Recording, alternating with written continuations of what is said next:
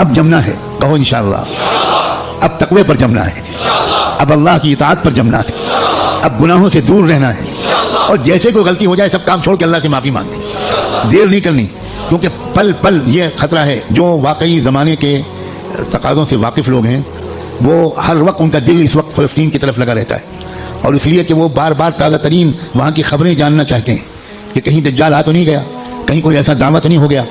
یہ غفلت کے ساتھ زندگی کے دن نہیں ہیں، غفلت کے ساتھ گزارنے والے دن نہیں ہیں، یہ بہت ہوشیاری کے دن ہیں۔ اور یہ بھی یاد رکھنا، الٹے سیدھے مقرروں اور مولویوں، الٹے سیدھے جو اپنے آپ کو عالم کہتے ہیں اور ہیں وہ جاہل، ان کی باتوں کے چکر میں مت آنا۔ وہ طرح طرح کی باتیں تم کو بتا کر تم کو غلط راستے پر لے جائیں گے۔ جو سچے پکے اکابرین ہیں، بڑے بڑے بزرگوں کی صحبت یافتہ، قرآن مجید کے مفسر، قرآن کو گہرائی سے سمجھنے والے، اللہ کے رسول کی منشا کو سمجھنے والے، اللہ کے دین کی خدمت میں گزارنے والے، جن پر وقت کے سارے بزرگوں نے اعتماد کا اظہار کیا، ان کی بات ماننا ہے۔ ورنہ سوشل میڈیا پہ جاؤ تو 50 انجینئر ملیں گے اور 50 ڈاکٹر ملیں گے اور 50 طرح طرح کے لوگ ملیں گے جو اسلامی پروگرام چلا رہے ہیں۔ ہمارے نوجوانوں کو نہیں معلوم کہ اسلام کی ویب سائٹس کے نام سے جو ویب سائٹس چل رہی ہیں اس میں سے تقریباً 70% یہودیوں کی ویب سائٹس ہیں، اور باقی قادیانیوں کی ویب سائٹس ہیں، کچھ ہمارے ملک کے ہندوؤں کی ویب سائٹس ہیں جو اسلام کے نام پر چل رہی ہیں، اور اس میں قرآن کا درس ہوتا ہے، احادیث کا درس ہوتا ہے، مسئلے بتائے جاتے ہیں، اور ہمارے نوجوان وہ بیچارے بجائے علماء سے جڑنے کے وہ سوشل میڈیا سے مسئلے معلوم کرتے ہیں۔ ابھی مجھ سے چند دن پہلے یہیں کسی نوجوان نے پوچھا کہ ہمیں بعض مسئلے معلوم کرنے پڑتے ہیں تو ہم سوشل میڈیا پر جاتے ہیں، وہاں پریشان یہ ہوتے ہیں کہ الگ الگ سائٹ سے الگ الگ جواب ملتے ہیں۔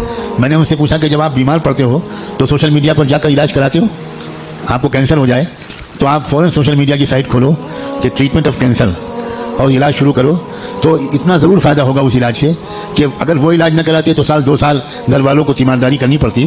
سوشل میڈیا کے علاج سے انشاءاللہ بہت جلدی گھر والوں کی پریشانی دور ہو جائے۔ جب آپ کو کوئی مقدمہ لڑنا ہو، کوئی عدالت کا مسئلہ قانون کا ہو، تو آپ کس کے پاس جاتے ہو؟ کسی انجینئر کے پاس؟ کسی بھائی ہم کو فلاں قانون معلوم کرنا ہے تو انجینئر صاحب بتا دیجئے، تو انجینئر صاحب اگر آپ کے خالہ بھائی ہیں تو وہ آپ کو مسئلہ بتانے کے بجائے یا مشورہ دینے کے بجائے اپنے چپراسی سے کہیں گے ان کو بائک پہ بٹھاؤ اور دماغ کے ڈاکٹر کے پاس لے جاؤ، اور دیر نہ کرو، جلدی کرو جلدی۔ بھائی جب کوئی مسئلہ معلوم کرنا ہے تو سوشل میڈیا پہ مت جاؤ، کسی محقق عالم کے پاس جاؤ، ان سے بات پوچھو۔ اس لیے موجودہ زمانہ کیا ہے، یہ دور فتن کیا ہے، کس کس ترتیب سے فتنے آنے والے ہیں، کیا ہونے والا ہے، دنیا بھر کے حالات کیا علامتیں دکھا رہے ہیں، کیا آثار ظاہر ہو رہے ہیں، بر صغیر ہند و پاک میں کیا تبدیلیاں ہو رہی ہیں، سرزمین فلسطین میں کیا حادثے رونما ہو رہے ہیں، عالم عرب میں کیسے مشرک لوگوں کا قبضہ ہو گیا ہے، عرب حکومتیں اس وقت مندروں کا افتتاح اپنے عرب ملکوں میں کرا رہی ہیں، عرب حکام کس طرح اس وقت مشرکانہ نعرے بلند کر رہے ہیں، یہ سب آخری زمانے کی علامتیں ہیں۔ اللہ کے رسول یہ تک فرما گئے تھے کہ قیامت اس وقت تک قائم نہیں ہو سکتی جب تک جزیرے عرب میں بت پرستی پھر سے نہ شروع ہو جائے۔ اب دنیا حیران ہے کہ ابوظبی میں مندر کیسے بن گیا، اور اس سارے عرب حکومتوں حکام کو کیا ہو رہا ہے۔ دنیا حیران ہے کہ سعودی عرب کے شہزادہ محمد بن سلمان اس قدر کافرانہ، فاسقانہ، گمراہانہ عقائد اور اعمال میں کیسے پھنس گیا۔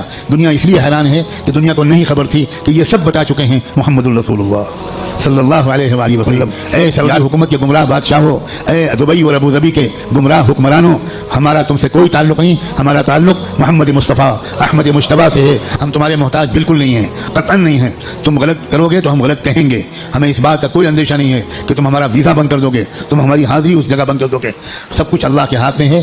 ہمارا تعلق ایمان سے، قرآن سے، اپنے بزرگوں سے مضبوط ہونا چاہیے۔ بار بار کہہ رہا ہوں، کتابوں کا مطالعہ بڑھنا چاہیے۔ مجھے تم سے سخت شکایت ہے